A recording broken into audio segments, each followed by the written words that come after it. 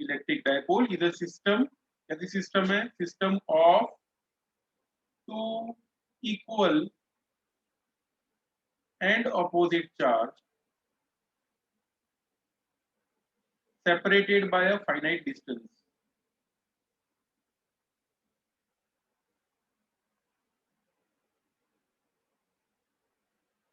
ठीक है, ऐसी सिस्टम जिसमें प्लस चार्ज हो, दूसरा माइनस चार्ज हो, दोनों के बीच में डिस्टेंस फाइनाइट हो, ठीक है, इनफाइनाइट ना हो, ऐसा डिस्टेंस जो हम लोग कैलकुलेट कर सके। Generally that distance is taken to be 2a। ठीक है, डिस्टेंस को कुछ भी लिख सकते हैं, एक्स वाई जेड डी, ऐसा कुछ भी, बट हमारे टेक्स्ट बुक में दिया हुआ है 2a, so that's why we take distance to be 2a। तो एक ऐसा सिस्टम जिसके अंदर एक पॉजिटिव चार्ज हो, उतना ही नेगेटिव चार्ज, ठीक है, जैसे मान लो ये +2 कूलम हो तो ये -2 कूलम होना चाहिए। If it is +q it should be -q। It is a system of two equal and opposite charge separated by a finite distance। इसको बोलते हैं इलेक्ट्रिक डाइपोल। और इलेक्ट्रिक डाइपोल मोमेंट क्या होता है? इलेक्ट्रिक डाइपोल मोमेंट यानी इसको indicate किया जाता है P से, और ये P क्या होता है? It is magnitude of one of the charge into distance between two charges, distance between two charges। ठीक है, इसे बोलते हैं इलेक्ट्रिक डाइपोल मोमेंट। जैसे इलेक्ट्रिक डाइपोल मोमेंट में एक +q चार्ज है इधर, ठीक है, दूसरा वाला -q चार्ज है, दोनों के बीच का डिस्टेंस है 2a। तो इलेक्ट्रिक डाइपोल मोमेंट को कैसे डिफाइन करेंगे? Magnitude of one of the charge. ये जो दो चार्जेस दिख रहे हैं इसमें, ठीक है, +q और -q, इन दोनों में से किसी भी एक चार्ज का मैग्नीट्यूड ले लो तो वो कितना होगा? q, that will be q into in दोनों के बीच का डिस्टेंस कितना है, तो देखो distance between them is 2a। Okay, तो डिस्टेंस जो होगा वो मल्टीप्लाई करना है distance between the two charges के साथ, तो हो जाएगा इनटू 2a। इसे बोलते हैं इलेक्ट्रिक डाइपोल मोमेंट। ओके, और इलेक्ट्रिक डाइपोल मोमेंट ऐसा होता है, देखो ये +q चार्ज, यहाँ पे है -q चार्ज, दोनों के बीच का डिस्टेंस है 2a। याद रखना डायरेक्शन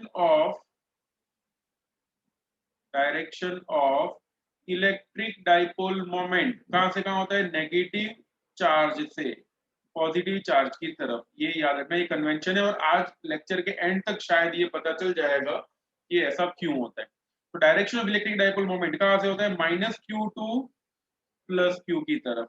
और direction of electric field, direction of electric field उसका तो फिक्स ही है, हमेशा वो होता है +q से -q की तरफ। ओके, तो जो लोग लास्ट टाइम एब्सेंट थे वो इतना लिख लो, P is equal to 2aq होता है। Okay, and direction of 2a is from negative to positive charge, इसे बोलते हैं electric dipole moment. Electric dipole moment. Okay, और ये वाली सिस्टम को बोलते हैं इलेक्ट्रिक डाइपोल। और इसी के ऊपर आज हम लोग थोड़ा रिसर्च करेंगे। ठीक है, रिसर्च यानी जो भी है वो सब पढ़ेंगे। ठीक है, कुछ नया नहीं ढूंढने वाले, तो जल्दी करो।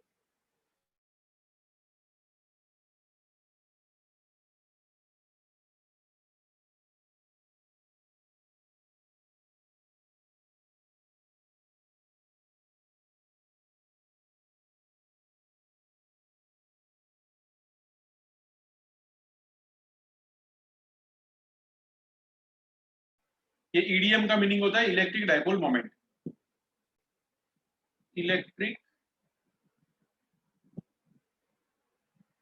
डाइपोल मोमेंट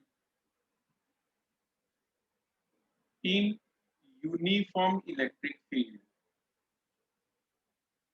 ठीक है, वेक्टर ई लिख दिया तो समझ लेना इट इज इलेक्ट्रिक फील्ड। और कैसा इलेक्ट्रिक फील्ड है? यूनिफॉर्म।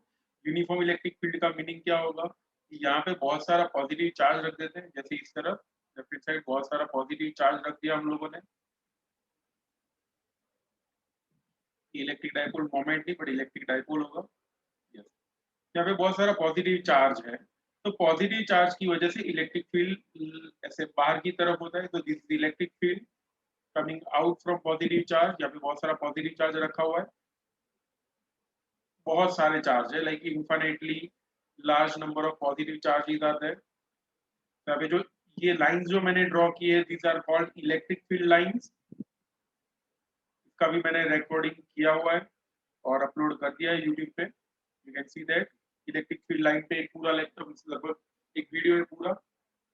यहाँ पे electric field lines are parallel. देखो ये कैसी है electric field lines, they are parallel दिख रहा है यहाँ पे, पैरेलल है और इक्विडिस्टेंट है। ठीक है, इक्विडिस्टेंट में भी थोड़ा बहुत आगे पीछे होगा, बट कंसीडर कर दो दैट इट इज इक्विडिस्टेंट। तो इसे बोलते हैं यूनिफॉर्म इलेक्ट्रिक फील्ड। क्या बोलते हैं? This is called uniform electric field.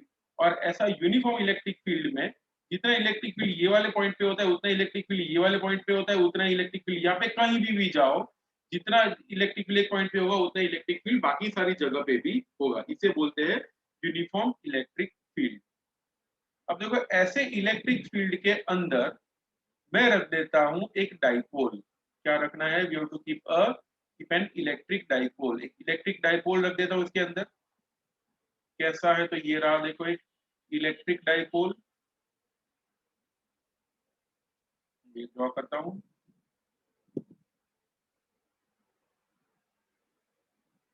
चलो इलेक्ट्रिक डाइपोल को मैं ऐसे रख सकता हूं, और I may keep it like this, और I may keep it like this. ठीक है, ऐसे तीन प्रोबेबिलिटीज है। ठीक है, एक ऐसा कि जिसमें इलेक्ट्रिक डाइपोल जो होगा वो इलेक्ट्रिक फील्ड लाइन के साथ परपेंडिकुलर होगा।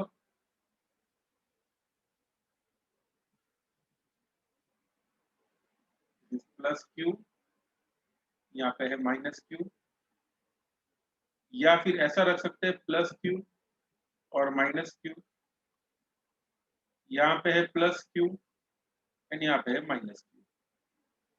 ठीक है, तो जो फर्स्ट वाला केस है, if you see the first case, तो ये फर्स्ट केस ये बता रहा है that electric dipole moment is perpendicular to the electric field. देखो इलेक्ट्रिक फील्ड के साथ परपेंडिकुलर है। कैसे परपेंडिकुलर है?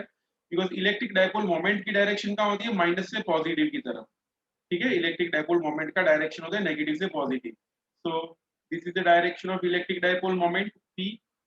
और इलेक्ट्रिक फील्ड कौन सी डायरेक्शन में? जो एक्सटर्नल इलेक्ट्रिक फील्ड। ठीक है, ये जो प्लस की वजह से जो इलेक्ट्रिक फील्ड है वो इस डायरेक्शन में। तो देखो इलेक्ट्रिक फील्ड और इलेक्ट्रिक डाइपोल मोमेंट यहाँ पे दोनों परपेंडिकुलर है। ओके, तो बताओ ये जो डाइपोल होगा वो रोटेट होगा या नहीं होगा? व्हाट डू यू से? चलो ये वाला जो डाइपोल है वो रोटेट होगा या नहीं होगा?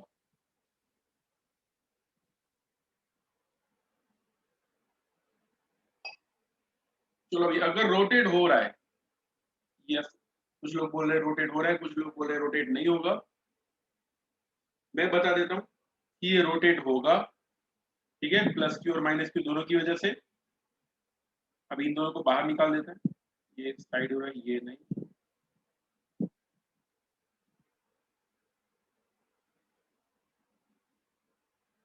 इसको भी बाहर रखते हैं दोनों डाइपोल्स को।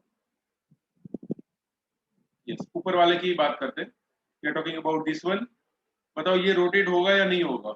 And if it is rotating, बताओ किस डायरेक्शन में रोटेट होगा।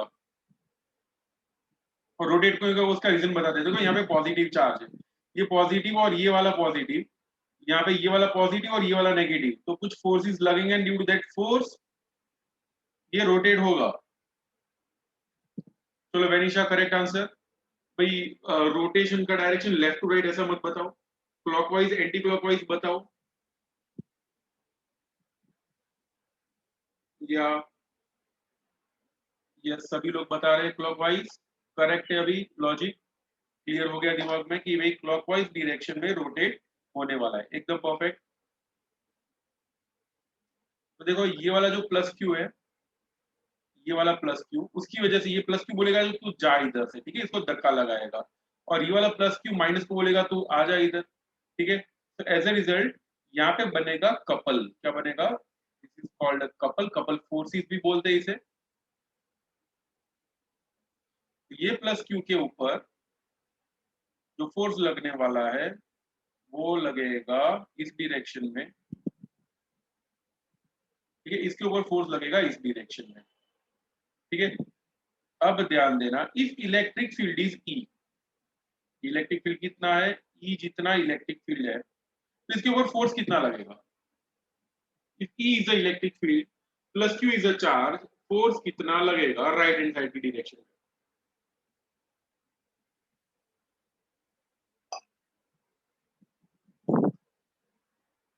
हिंट देता हूँ, वी नो दैट, भले ही पता ना हो अभी बता देता हूँ, electric field is defined as force acting per unit positive charge, याद आ रहा है?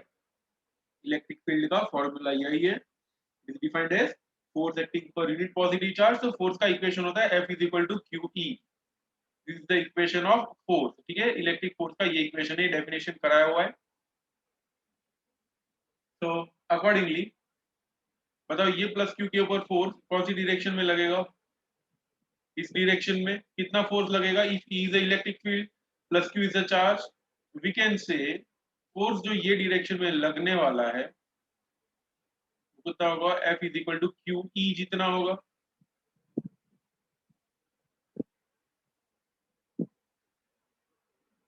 कितना लगेगा force? Force acting on it will be F is equal to Q E. Similarly इसके ऊपर देखो ये नेगेटिव है, ओके, ये खींच रहेगा इस डायरेक्शन में, तो ये वाला फोर्स भी कितना होगा? F is equal to Q E. तो यहाँ पे दो फोर्सेस लग रहे हैं, F is equal to Q and Q E, और ये दोनों फोर्स बनाएंगे एक कपल, कपल यानी एक टॉर्क बनाएगा, और ये टॉर्क की वजह से ये क्लॉकवाइज डायरेक्शन में रोटेट होगा। ठीक है, तो in first case it will rotate, ये रोटेट होगा। ठीक है, say torque does not equal to zero, समझ में आ रहा है ना? अगर रोटेट हो रहा हो तो टॉर्क जीरो नहीं होता, कुछ ना कुछ टॉर्क लगता रहता है। ठीक है, वो टॉर्क कितना होगा वो भी हम लोग फाइंड करेंगे, बट इतना समझ लो यहाँ पे टॉर्क जो होगा वो जीरो नहीं होगा। ठीक है, थोड़ा बहुत टॉर्क लगेगा, इट विल रोटेट। चलो अभी सेकंड केस की बात करते हैं, ये वाला केस। ये वाले केस में क्या होगा? Will it rotate, will it perform linear motion, या क्या होगा? सोचो पहले, इमेजिन करो।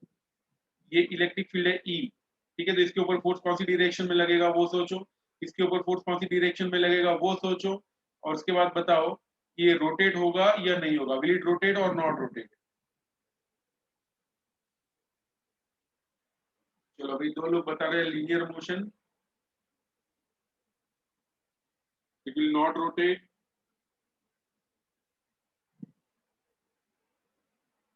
तो कंफ्यूजन लग रहा है, कुछ लोग बोल रहे रोटेट, कुछ लोगों ने सही आंसर दिया है it will not rotate. Rotate नहीं होगा बेचारा। क्यों रोटेट नहीं होगा? बिकॉज ये प्लस क्यू जो है इसको ये डायरेक्शन में धक्का लगाएगा, F is equal to Q E, at the same time में माइनस को ये खींचेगा, F is equal to Q E.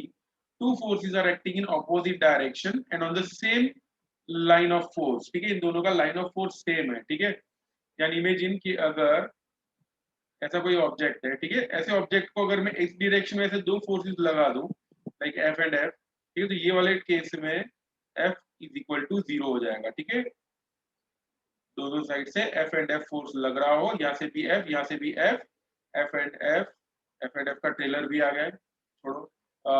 तो यहाँ पे नेट फोर्स कितना होगा? F net will be zero. ठीक है, और टॉर्क कितना लगेगा? तो यहाँ पे टॉर्क भी नहीं लगेगा, ये रोटेट भी नहीं होगा, तो रोटेट भी नहीं होगा और ये लीनियर मोशन भी नहीं करेगा। ठीक है, दोनों ही जीरो होंगे। ओके, सो ये वाले केस में torque does not equal to zero. ठीक है, torque sorry torque is equal to zero, torque भी जीरो है और फोर्स भी जीरो है। ओके, दोनों ही जीरो होंगे। अभी थर्ड वाला केस देख लेते हैं।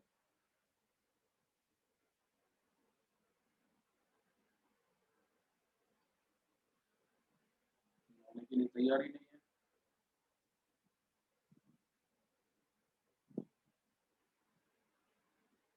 छोड़ो इसे, दूसरा बना देते हैं। चलो इसका क्या होगा? Plus Q and minus Q rotate होगा या नहीं होगा?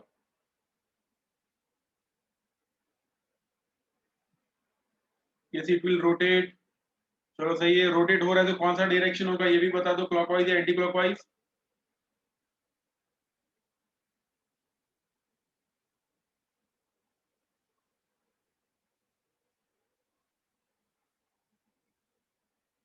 चलो भाई आज सब लोग सही आंसर दे रहा है, आई थिंक रात को ही लेक्चर रखना चाहिए, सब मूड में है बहुत। सबका आंसर सही है ऑलमोस्ट। इट विल रोटेट और वो क्लॉकवाइज डायरेक्शन में रोटेट होगा, सही है। ये यहाँ से ऐसे फोर्स लगेगा और यहाँ से इस तरफ फोर्स लगेगा, ठीक है। It will rotate in clockwise direction, okay. तो यहाँ पे torque does not equal to zero, ठीक है, टॉर्क जीरो नहीं होगा, वो यहाँ पे रोटेट हो रहा है, ओके। तो ये जितने भी रोटेट हो रहे हैं, ठीक है, रोटेशन के बाद जो फाइनल पोजीशन अचीव करेंगे वो कौन सी होगी? इमेजिन ये सारे के सारे जो फर्स्ट और सेकंड थर्ड केस ही रोटेट हो रहा है, फर्स्ट केस, सेकंड केस और थर्ड केस, ठीक है। रोटेट होने के बाद फाइनल पोजीशन क्या होगी? 1 के जैसी होगी फाइनल पोजीशन, 2 के जैसी होगी या 3 के जैसी होगी? आफ्टर रोटेशन 2 के जैसी भी नहीं होगी एग्जैक्ट, मुझे थर्ड पोजीशन ही बनानी पड़ेगी। 2 का एग्जैक्ट ऑपोजिट होगा, बिकॉज 2 में प्लस इधर है माइनस इधर है। फाइनल पोजीशन इसकी ऐसी हो जाएगी, माइनस इधर और प्लस इधर, समझ में आ रहा है? 4 वाला जो होगा that will be the final position of 1 and 3, ठीक है। 1 और 3 का फाइनल पोजीशन ऐसा हो जाएगा, माइनस लेफ्ट हैंड साइड की तरफ चला जाएगा और प्लस जो है वो राइट हैंड साइड की तरफ, इसमें भी प्लस इस तरफ चला जाएगा, माइनस इस डायरेक्शन में चला जाएगा, ठीक है। तो फाइनल जो होगा वो इस तरह का हो जाएगा। तो वी कैन से फाइनल अगर ऐसा होता है,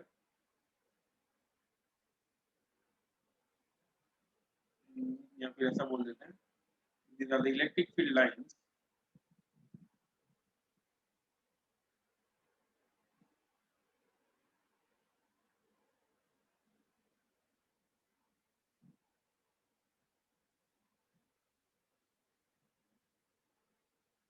द इलेक्ट्रिक फील्ड लाइंस और डायपोल बना रहा हूँ, एक प्लस क्यू इधर, प्लस क्यू, माइनस क्यू, ठीक है। इसका फाइनल पोजीशन क्या हो जाएगा? तो फाइनली ये ऐसा हो जाएगा, माइनस क्यू इधर आ जाएगा, थोड़ी देर के बाद माइनस क्यू इधर और प्लस क्यू इधर हो जाएगा, ठीक है, रोटेट होने के बाद, ठीक है। Similarly if it is like this, minus Q ऊपर रख देता हूँ, प्लस क्यू नीचे रख देते हैं, ठीक है। तो ये कौन सी डायरेक्शन में रोटेट होगा?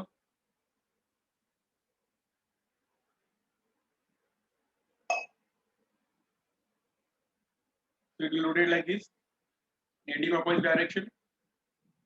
तो फाइनल पोजीशन यही होगा, माइनस और प्लस ऐसा ही हो जाएगा थोड़ी देर के बाद। Even if it is like this, plus और माइनस ऐसा रख देते तो भी थोड़ी देर के बाद ऐसा ही होने वाला है। और अगर माइनस इधर और प्लस इधर रख देते हैं, ठीक है, तो भी फाइनल पोजीशन ऐसा ही होगा। इन शॉर्ट फाइनली जो है वो ऐसा हो जाता है, ठीक है। Final positions are like this, ठीक है। माइनस जो है वो पॉजिटिव की तरफ, पॉजिटिव यानी जो इलेक्ट्रिक फील्ड रखा हुआ था यहाँ से उसकी तरफ हो जाएगा और पॉजिटिव उससे दूर चला जाएगा। चलो फाइनल पोजीशन के बाद वो रोटेट नहीं हो रहा है, ठीक है। फाइनल पोजीशन के बाद यहाँ भी इस केस में टोटल फोर्स हो जाता है जीरो, यहाँ पे भी टोटल फोर्स जीरो होता है, यहाँ पे भी टोटल फोर्स जीरो ही होता है, यहाँ पे भी टोटल फोर्स जीरो ही होता है, ठीक है। टोटल टॉर्क भी जीरो ही होता है फाइनल पोजीशन के बाद, ठीक है। फाइनल पोजीशन के बाद वो ऐसा हो जाएगा, इट विल नॉट रोटेट। तो पहले रोटेट हो रहा था, ठीक है, पहले रोटेट हो रहा था, उसके बाद में रोटेट नहीं हो रहे। तो अगर एक मैं स्टेटमेंट लिख रहा हूं, ठीक है, स्टेटमेंट बताओ कौन सा सही कौन सा गलत है। इफ एन इलेक्ट्रिक डाइपोल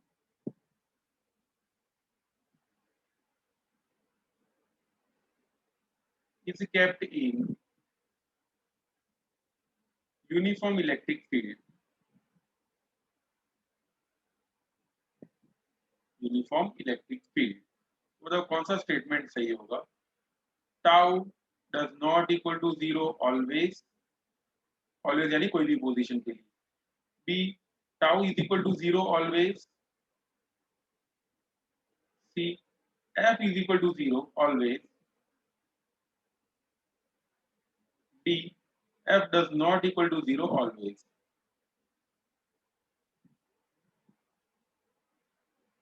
बताओ कौन सा स्टेटमेंट, और भी तीन चार बना देता हूँ।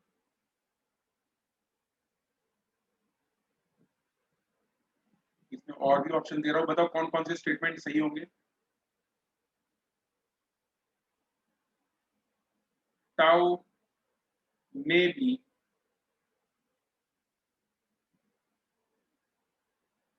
does not equal to 0. Tau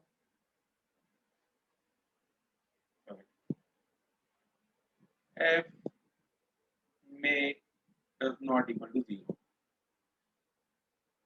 बताओ कौन कौन से स्टेटमेंट सही है, ये बताना है आप लोगों को। हाँ, पोजीशन आप लोगों को कोई भी लेनी है, ठीक है। ऑलवेज का मीनिंग क्या होगा, for any position. Which of these statements are true?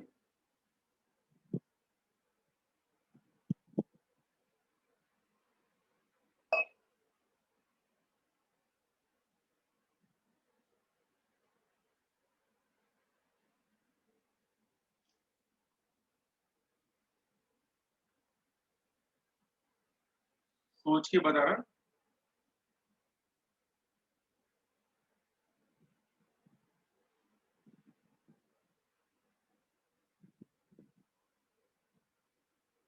Always का मीनिंग ये होगा कि भी कैसे भी रखो, ठीक है। ऑलवेज का मीनिंग क्या होगा, फॉर एनी पोजीशन।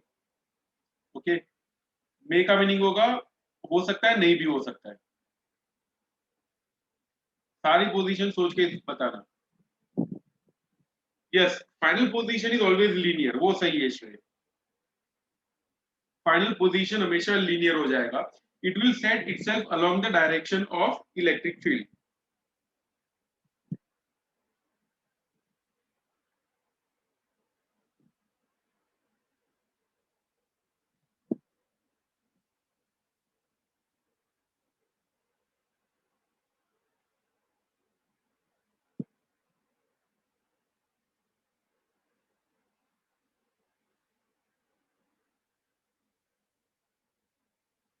चलो भाई, थोड़ा बहुत लॉजिक एक और 11th स्टैंडर्ड का क्लियर कर देते हैं, तो थोड़ा और आंसर आप लोग अच्छे से दे पाओगे। चलो, अभी फैन चल रहा है घर पे अगर, ठीक है, फैन फैन इज रोटेटिंग, ठीक है, फैन रोटेट हो रहा है अच्छा खासा। बताओ इसके ऊपर torque is equal to 0, force does not equal to 0, torque is equal to 0, force equal to 0। Fan के लिए कौन सा स्टेटमेंट सही है, या फिर कौन कौन से स्टेटमेंट सही है।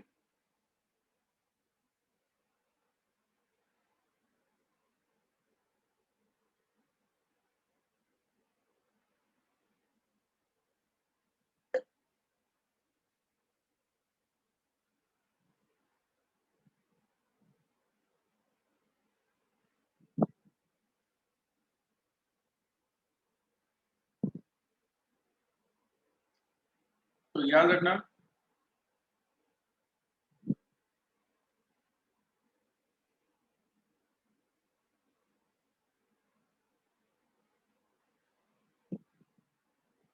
इन केस ऑफ फैन टॉर्क 0 नहीं है, ठीक है, it is rotating, therefore torque does not equal to 0। This statement is true. And what about force.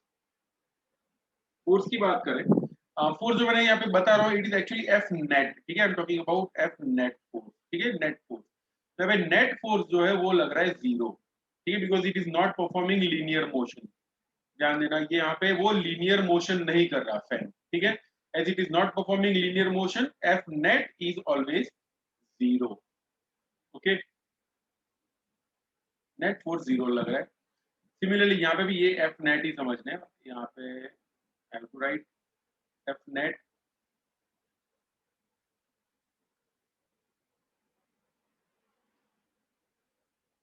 So see, if an electric dipole is rotating, torque does not equal to 0 always. ऐसा नहीं हो सकता, because कुछ case ऐसे भी होते हैं जिसमें टॉर्क 0 होता है। फिर से ये स्टेटमेंट ऐसा कह रहा है कि torque does not equal to 0, torque does not equal to 0 यानी मीनिंग क्या होगा, it will always rotate. Torque does not equal to 0 always का मीनिंग क्या होगा, इट विल ऑलवेज रोटेट। ऐसा नहीं होने वाला है, क्यों, बिकॉज अगर इस पोजीशन में होगा, if it is in this position, okay, तो टॉर्क इज इक्वल टू 0 है, देखो टॉर्क इज इक्वल टू 0। तो दैट्स व्हाई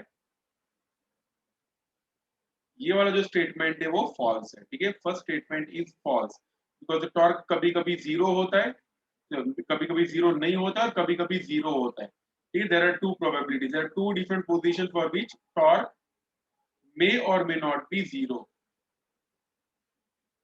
यहाँ पे आंसर एक ये होगा कंफर्म, बिकॉज टॉर्क में नॉट इक्वल टू जीरो वो सही है, ऑलवेज वाला ऑप्शन जो है वो नहीं होगा। ठीक है, दूसरा torque is equal to zero always ये भी नहीं होगा, बिकॉज क्यों, अगर ऐसे रख देता हूं ओके तो torque does not equal to zero होता है। तीसरा ऑप्शन है F net is zero always, वो सही है, हमेशा नेट फोर्स जीरो होगा, this statement is correct. Okay, F does not equal to zero तभी होगा जब ये लीनियर मोशन कर, बट यहाँ पे लीनियर मोशन हो ही नहीं रहा। ठीक है, इसीलिए ये जो होगा वो करेक्ट नहीं है। May not equal to zero ये भी करेक्ट नहीं है, बिकॉज हमेशा वो जीरो ही होता है। तो if you talk about torque, तो टॉर्क मे और may not be zero, torque जो होता है वो जीरो हो सकता है या फिर नहीं हो सकता है।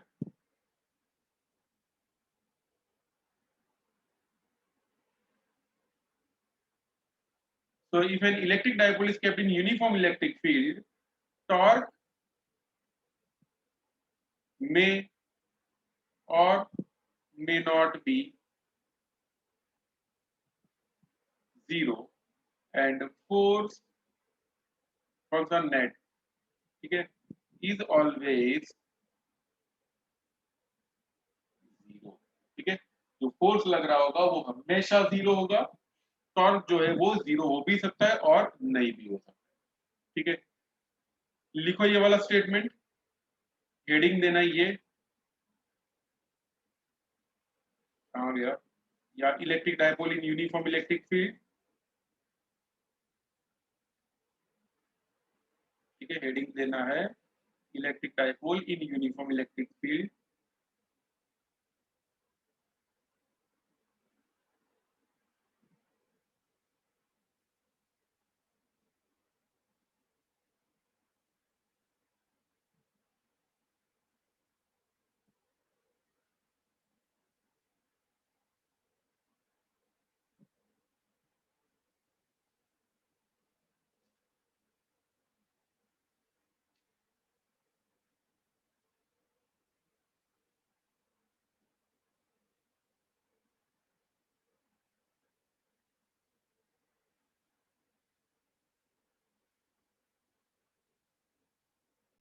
अब देखते हैं इलेक्ट्रिक डायपोल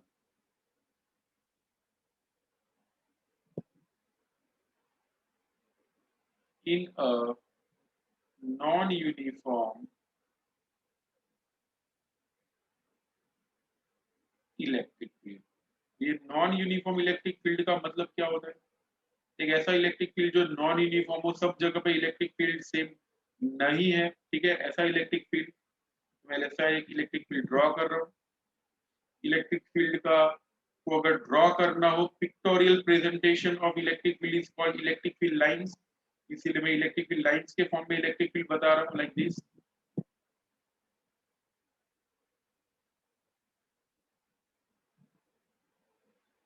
तो अगर लास्ट टाइम लेक्चर भरा हो तो पता होगा कि कहाँ पे इलेक्ट्रिक फील्ड ज्यादा होगा, if this electric field is E1, ये वाला इलेक्ट्रिक फील्ड है E2, बताओ कौन सा इलेक्ट्रिक फील्ड ज्यादा होगा, E1 या E2, which electric field is greater.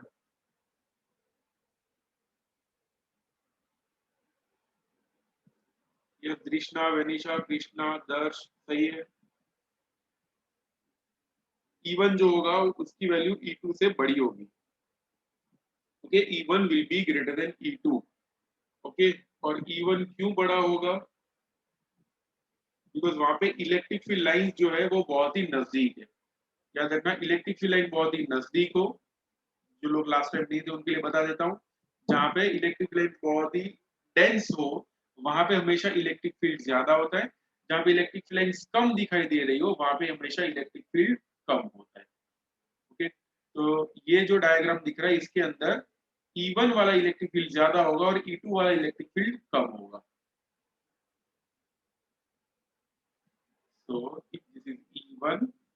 यहाँ पे E2, we can write E1 will be greater than E2, और इसमें हमको रखना है electric dipole. So this is an electric dipole plus Q and minus Q, कहीं पे भी रख सकते हैं, ऐसा जरूरी नहीं है। यानी जैसे जैसे E1 से E2 की तरफ जाएंगे इलेक्ट्रिक फील्ड डिक्रीज होगा, ऐसा नहीं कि भाई इन दोनों के बीच में कहीं पे कांस्टेंट, ऐसा नहीं है बिल्कुल भी। जैसे जैसे दूर जा रहे हैं वैसे वैसे इलेक्ट्रिक फील्ड कम होता जा रहा है, ठीक है, इलेक्ट्रिक फील्ड इज डिक्रीजिंग। और ऐसा किसकी वजह से होता है, तो मैंने बताया था यहाँ पे कोई एक पॉइंट चार्ज होगा, लाइक प्लस Q चार्ज रखा हो तो इलेक्ट्रिक फील्ड बाहर की तरफ होता है, लाइक दिस, उसमें से मैं थोड़ा बहुत यहाँ पे बनाया हुआ है। तो this N electric dipole kept in a non uniform electric field.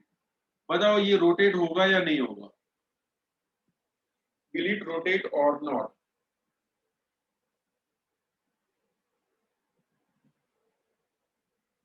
और अगर ये रोटेट हो रहा है तो क्लॉकवाइज होगा या एंटी क्लॉकवाइज होगा?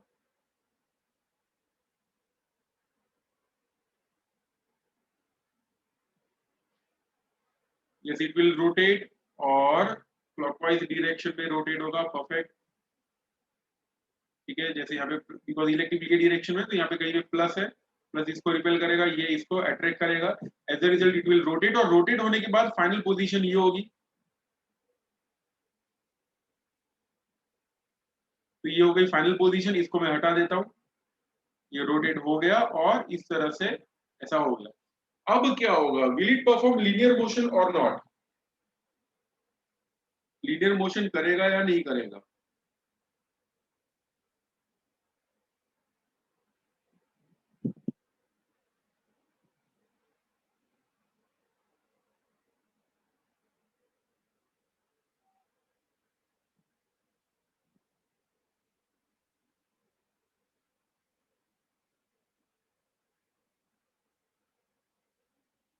Yes it will perform linear motion.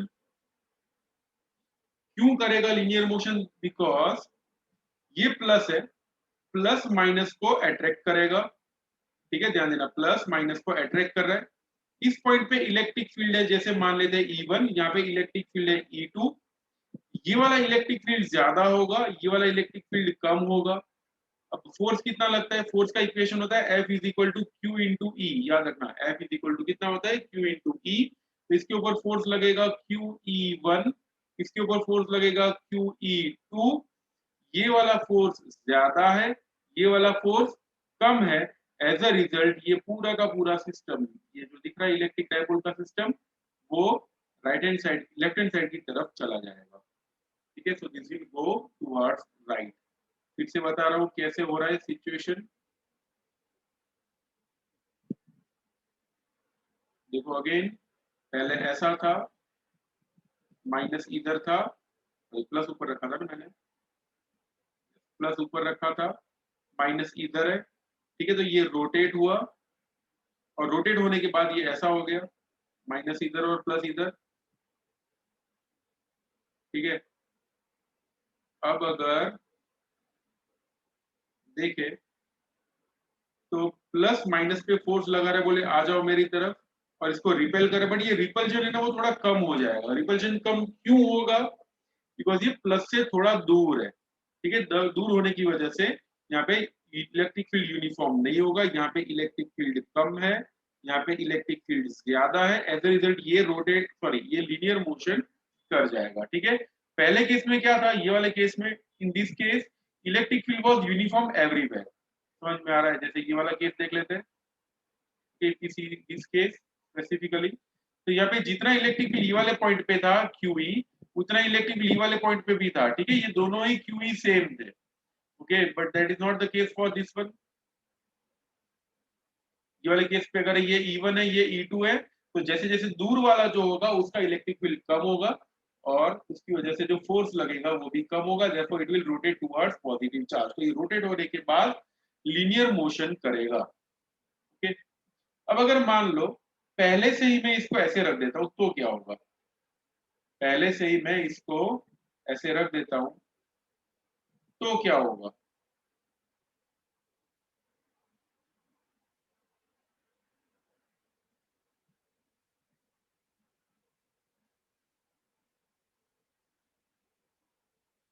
Okay वापस से ये माइनस इधर था प्लस इधर हो गया, ठीक है। हाँ, इन दोनों के बीच में आपस में तो फोर्स लगता ही रहता है, ठीक है, बट इन दोनों के बीच का डिस्टेंस फाइनाइट है।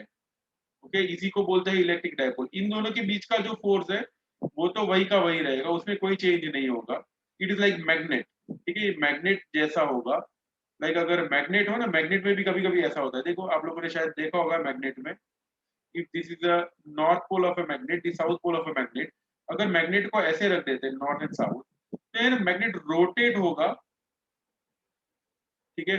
कैसा होगा, नॉर्थ इधर जाएगा साउथ इधर जाएगा, ये रोटेट होगा और रोटेट होने के बाद साउथ जो है वो इस तरफ आके चिपक जाएगा, देखा होगा आप लोगों ने ऐसा मैग्नेट्स में, ठीक है।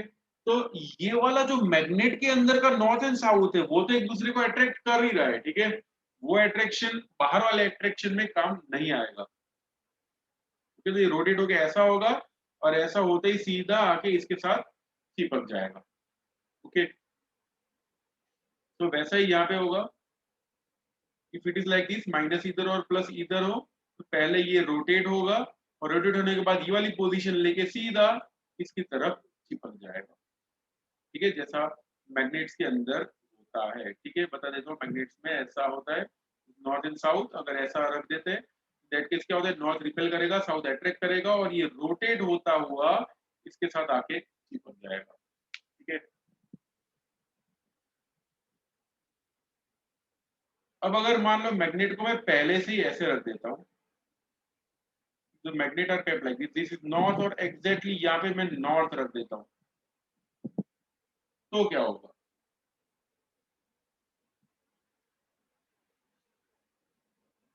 तो कुछ नहीं होगा, ठीक है। एग्जैक्ट एक लाइन पे ही रखा हो तो कुछ नहीं होगा, ठीक है। हाँ, अगर मान लो इसको नजदीक ले जाओ तो रिपेल विपेल कर सकता है, बाकी अट्रैक्ट नहीं करेगा,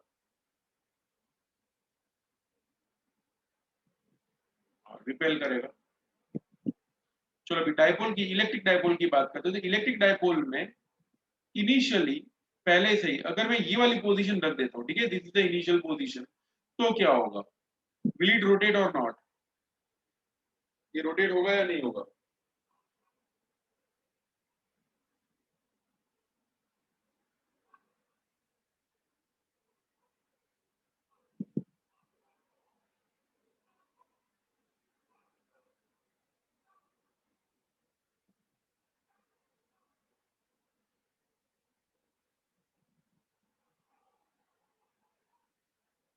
तो ये रोटेट नहीं होगा, लीनियर मोशन करेगा या नहीं करेगा। यस वेदांशी सही है, it will perform linear motion, vanish also correct, ठीक है, सीधा लीनियर मोशन करके पॉजिटिव के साथ जाके चिपक जाएगा। ओके, सो मैं ये लिख सकता हूँ that if an electric dipole, if an electric dipole is kept in a non-uniform electric field, ठीक है। चलो पहले आप लोग सोच के बताओ क्या आएगा, जो भी आंसर सही हो गलत हो कोई प्रॉब्लम नहीं, बट आंसर देना सोच के। Torque is equal to zero always, torque does not equal to zero always, force is equal to zero always, force does not equal to zero always, tau may or may not be zero,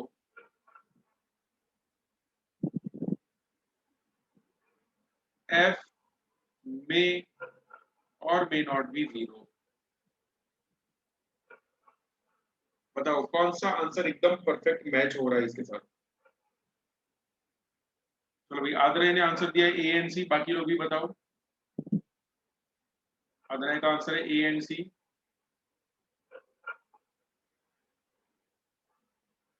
torque is equal to zero always का meaning होगा कि ये बिल्कुल भी कभी भी rotate नहीं होगा, सोच लेना भाई।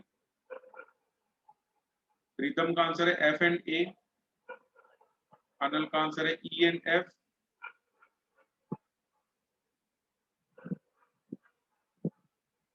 कृष्णा का आंसर है D and E, Vanisha E and F, Vedanshi E and D, Sumit E and F, Priya E and F, Shreyas C and E,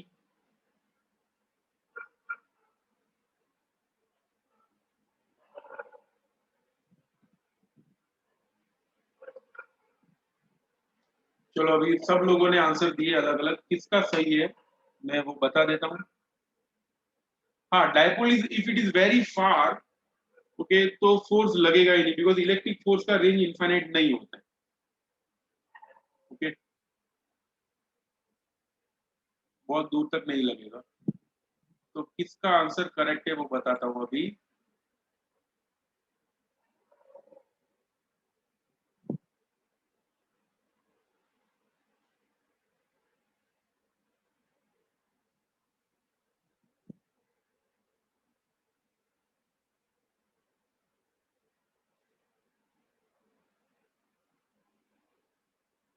Krishna answer सही है, वेदांशी ऑल्सो करेक्ट।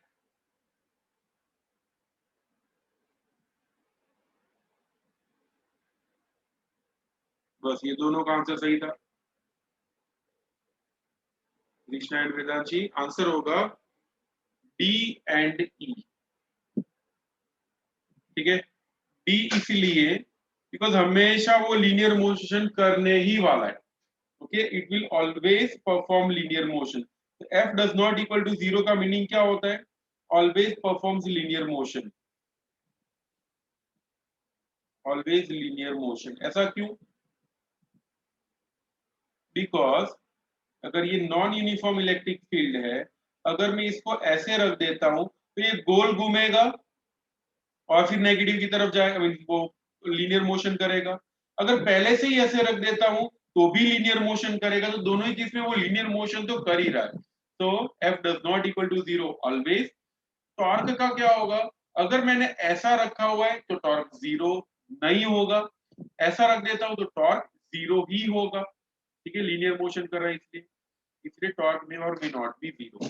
तो अगर इस टाइप का अगर कोई क्वेश्चन आता है एमसीक्यू में, ओके, तो टॉर्क जो है ना वो हमेशा मे और मे नॉट पे ही रहेगा। ठीक है, टॉर्क का याद रखना आंसर, टॉर्क में कभी भी जीरो मत लिखना। ठीक है, ऑलवेज ऐसा कुछ आएगा ही नहीं। टॉर्क मे और मे नॉट हमेशा वैसे वाले टर्म्स में ही रहेगा। तो टॉर्क इज ऑलवेज मे और may not be zero if it may be uniform और non uniform electric field. Uniform हो या नॉन यूनिफॉर्म हो, टॉर्क में फंसने का ही नहीं। टॉर्क में हमेशा क्या आंसर देना है? मे और may not be zero. Okay, और फोर्स का फिक्स है। अगर यूनिफॉर्म इलेक्ट्रिक फील्ड हो तो always zero, if it is non uniform electric field always does not equal to zero. Non uniform electric field में क्या होता है? नेट फोर्स जो है वो कुछ ना कुछ थोड़ा बहुत लग ही जाता है। ओके, तो स्टेटमेंट ऐसा लिखेंगे, in a non uniform sorry electric dipole in a non-uniform electric field,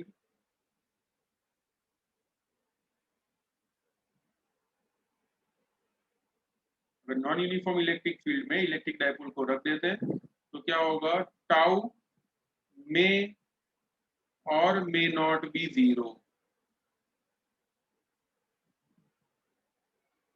और फोर्स का क्या होगा? F is always not equal to zero. ठीक है, बिकॉज हमेशा वो लीनियर मोशन तो करेगा ही। ओके, लिखो जल्दी से ये, देन रेज योर हैंड। कुछ डाउट हो तो बताओ। टॉर्क को समझ लेते हैं 11th स्टैंडर्ड। अगर पता होगा तो मैं जल्दी से आगे जाऊंगा, अगर पता नहीं है तो फिर मैं थोड़ा बहुत डिटेल में जाऊंगा। ये बताओ, if this is an object, ये ऑब्जेक्ट के ऊपर दो फोर्स लग रहे हैं, F1 and F2, so that F1 is equal to F2 is equal to F। ठीक है, मैग्नीट्यूड में ये दोनों सेम है और इन दोनों के बीच का डिस्टेंस है D। ठीक है, डिस्टेंस कितना है दोनों के बीच में, distance is equal to D. तो बताओ ये वाले केस में टॉर्क कितना लगेगा, बताएगा कोई कितना टॉर्क लगेगा?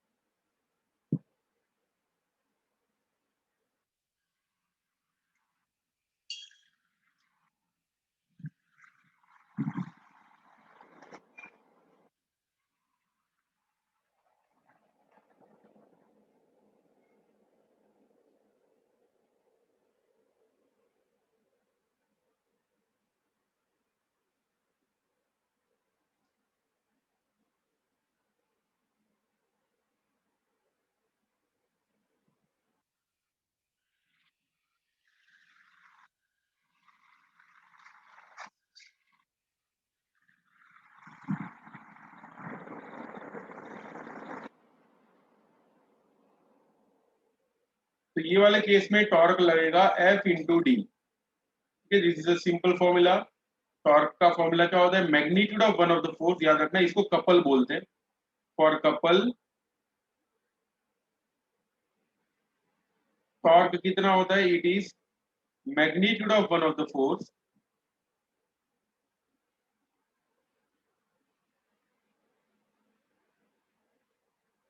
Into perpendicular distance between two forces. ठीक है, लिखो, ये बहुत इंपॉर्टेंट है बिकॉज टॉर्क की हमको अभी कैलकुलेट करना है इलेक्ट्रिक डायपोल के लिए। शायद आज नहीं होगा, नेक्स्ट टाइम होगा, बट टॉर्क का कॉन्सेप्ट आज आपको डिटेल में करा के ही छोड़ूंगा। ठीक है, तो पहले ये लिखो, देन रेज योर हैंड। अगर लिखा नहीं है तो बता देना because this is very very very important. बाकी है, ओके।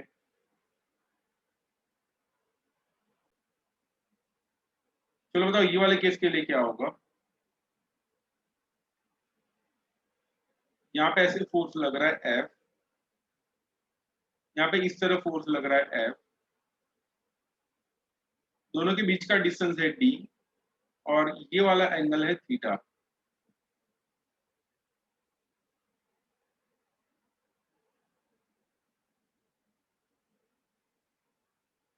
बताओ ये वाले केस के लिए कपल कितना होगा, आई मीन टॉर्क कितना होगा।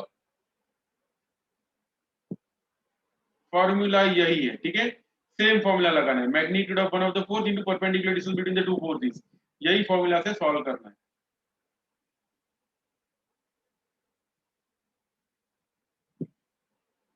चलो भाई, एक जन बता रहा है एफ डी साइन थीटा, एक जन बता रहा है एफ डी कॉस थीटा। देख लेते हैं क्या सही है। अगर मैं इस लाइन को एक्सटेंड कर देता हूँ, यहाँ से इस तरह से एक्सटेंड कर देता हूँ, then we can say perpendicular distance between the two forces. ध्यान देना, दोनों के बीच का परपेंडिकुलर डिस्टेंस होगा एक्स। समझ में आ रहा है, दो फोर्सेस यानी देखो, एक फोर्स इस डायरेक्शन में, दूसरा फोर्स ये डायरेक्शन में, उन दोनों के बीच में परपेंडिकुलर डिस्टेंस यानी ये वाला डिस्टेंस, और ये वाला डिस्टेंस कितना है, इट इज एक्स। ठीक है, ये वाला डिस्टेंस है एक्स। ओके, तो टॉर्क का फॉर्मूला होगा एफ इंटू एक्स। टॉर्क का फॉर्मूला होगा एफ इंटू एक्स। ओके, चलो ये वाला थीटा है तो ये वाला भी थीटा होगा। तो if you see this triangle, ठीक है, ये वाला ट्राइंगल देखे तो एक्स का वैल्यू फाइंड करने के लिए कौन सा एंगल लगाएंगे, cos थीटा लगाएंगे या sin थीटा लगाएंगे। See, for this triangle if you want to find out the value of x, तो कौन सा थीटा लगाएंगे, you take sin थीटा। तो from figure we can say sin theta is equal to length of opposite side, that is x upon hypotenuse यानी d, यानी x का value क्या होगा, d sin थीटा। तो टॉर्क का formula होगा tau is equal to F D sine theta.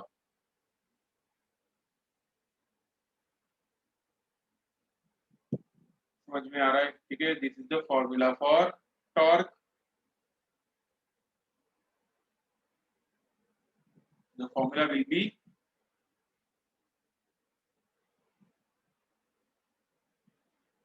F D sine theta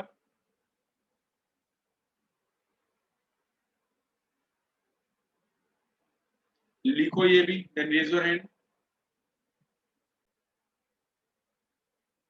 चलो ये क्लियर हो गया कैसे हो रहा है। Tau is equal to F D sine theta. Sine देखो perpendicular distance between the two forces, यानी ये वाला डिस्टेंस है, ठीक है, this the distance between the two perpendicular distance between the two forces, और वो मैं x मान लेता हूँ। टॉर्क का इक्वेशन होता है फोर्स इनटू परपेंडिकुलर डिस्टेंस। तो ये वाले ट्रायंगल के लिए साइन थीटा का वैल्यू हो गया x बाई डी, और उसी से मिला tau is equal to F D sine theta. चलो अब अगर ऐसा हो तो क्या होगा।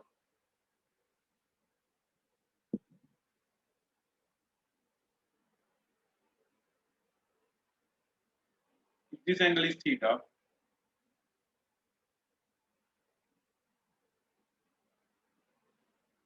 ठीक है, ये वाला फोर्स भी F, ये वाला फोर्स भी F, डिस्टेंस इज D। बताओ कितना आएगा।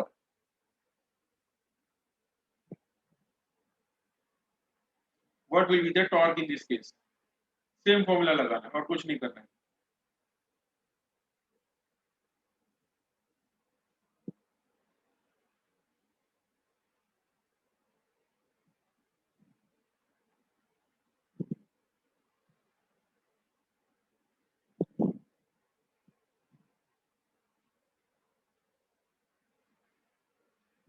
चलो तो मैं ही बता देता हूँ।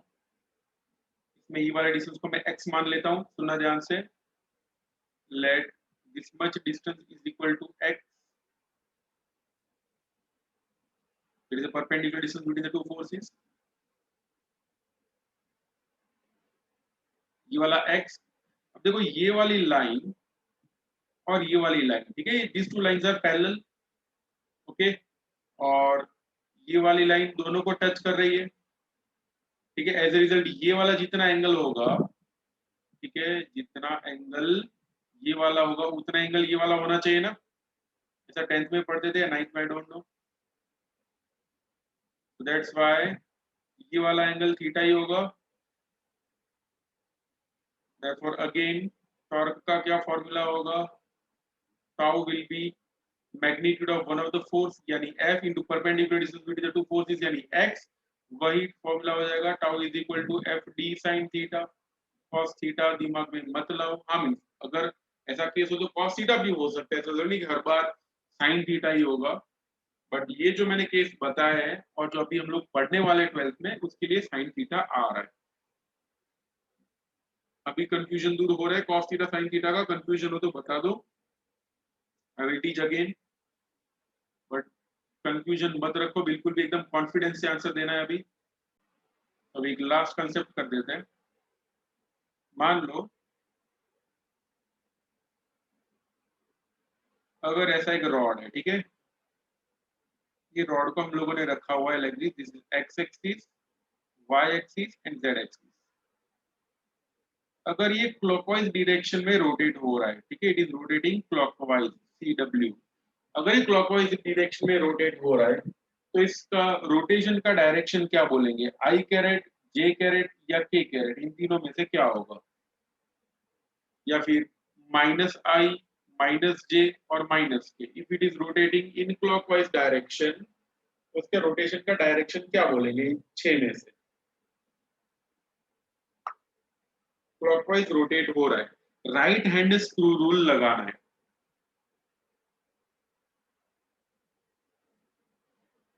आनल आंसर सही है, और लोग भी बताओ।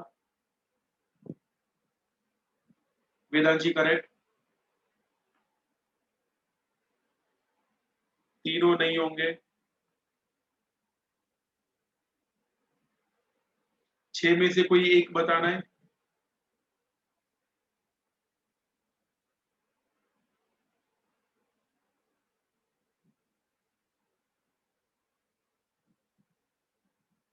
याद रखना, इसीलिए मैं ये कंसेप्ट वापस से रिवाइज करा रहा हूँ।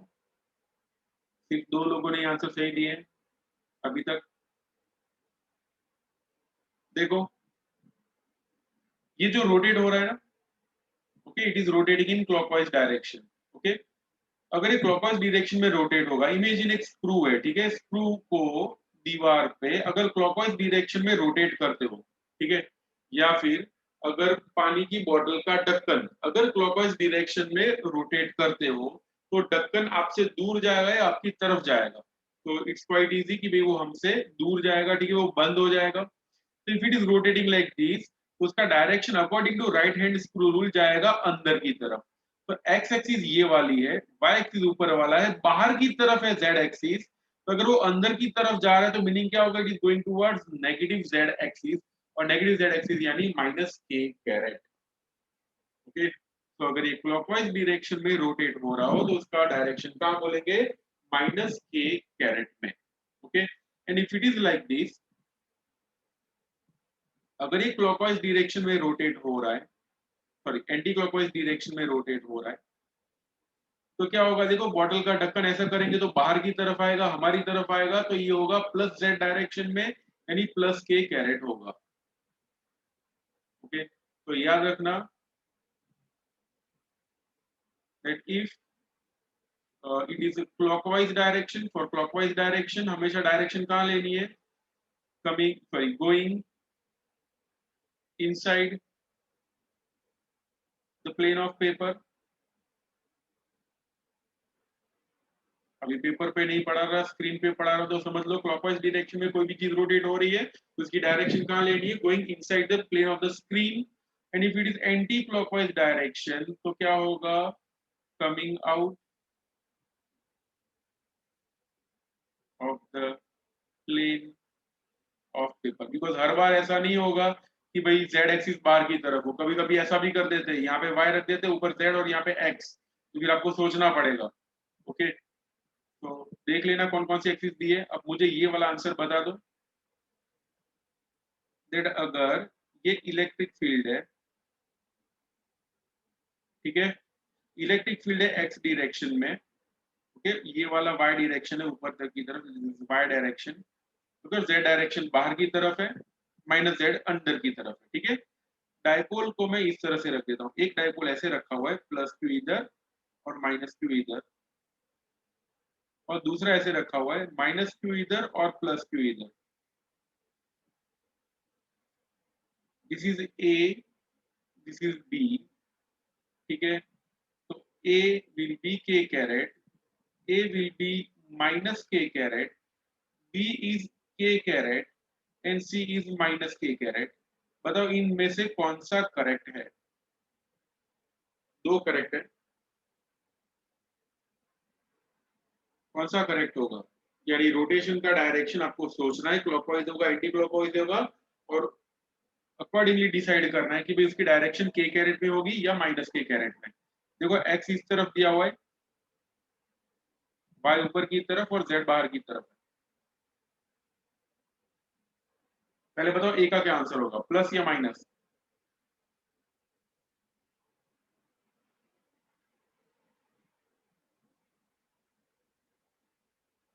देखो इलेक्ट्रिक फील्ड इस तरफ जा रही है ना, तो उसका मीनिंग ऑब्वियसली ये हो जाएगा, इलेक्ट्रिक फील्ड का एरो ये डायरेक्शन में है, तो मीनिंग ऑब्वियसली ये हो जाएगा कि यहाँ पे कहीं पे बहुत सारा पॉजिटिव रखा हुआ है, इसलिए वो बाहर आके दूर भाग रहा है, ठीक है।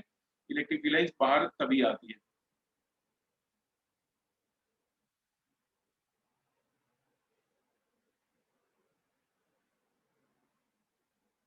यस, तो आंसर करेक्ट इज, बहुत सारे लोगों ने अभी सही आंसर दिया है, वेरी गुड। ये जो होगा ए, उसका minus K caret is the correct answer, और बी जो होगा वो इस तरह से रोटेट होगा, like this, it will rotate in anti-clockwise direction, coming out यानी प्लस के कैरेट, यानी ए एंड बी यानी माइनस के कैरेट और plus K caret are correct answer. Okay then, lecture को मैं एंड कर रहा हूँ। होमवर्क में ये 50 बार पढ़ लेना, और कुछ होमवर्क नहीं दे रहा हूँ, ये जो टॉर्क वाला कॉन्सेप्ट है वो 50 बार पढ़ लेना, और ये जो है वो इलेक्ट्रिक डायपोल बार बार सोचना कि भी कैसे हुआ ये सब, ये जो स्टेटमेंट मैंने लिखा है हुए आपको दो कैसे हो रहा है वो सोचना, ठीक है, ये वाला। और अगर इसमें कुछ प्रॉब्लम हो तो मुझे बताना कि भाई ये ऐसा मे और मे नॉट भी क्यों आया, ये स्टेटमेंट भी बहुत है। तो ये दो स्टेटमेंट और टॉर्क का कॉन्सेप्ट ये याद रखना, नेक्स्ट लेक्चर में इससे आगे हम लोग जाएंगे। ओके, मैं लेक्चर एंड कर रहा हूँ, किसी को डाउट हो तो बता सकता है।